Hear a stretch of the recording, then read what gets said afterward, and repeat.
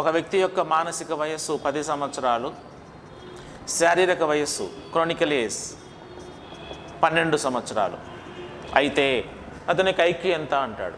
ఇక్కడ జాగ్రత్త చూడండి అమ్మా. సో మనం ఐక్యూ కనుక్కునేటప్పుడు రెండింటి యొక్క వయస్సు ఒకే యూనిట్లలో ఉండేటట్టు చూసుకోవాలి. 2 సంవత్సరాలు ఉంటే నో ప్రాబ్లం. 1 సంవత్సరాలు 1 నెలల్లో ఉంటే ఖచ్చితంగా మీరు ఏం చేయాలి, నెలల్లోకే మార్చుకోండి. దేంట్లోకి మార్చుకోవాలి, నెలల్లోకి. ఒక 2 సంవత్సరాలు ఉన్నాయనుకోండి, ఏం no problem. Okay, so MA 10 అన్నాడు, సిఏ వచ్చేసి ఎంత అన్నాడు, 12 అన్నాడు. So IQ is equal to మానసిక వయస్సు 10 బై శారీరక వయస్సు 12 ఇంటూ 100. క్యాన్సిల్ చేస్తే 4 ముళ్ళ 12, 4 25. ఓకేనా, సో ఇంకా పోదు. సో 250/3 దట్ ఈజ్ ఈక్వల్ 3 24 10, 3 ముళ్ళ 9, సో 0.1.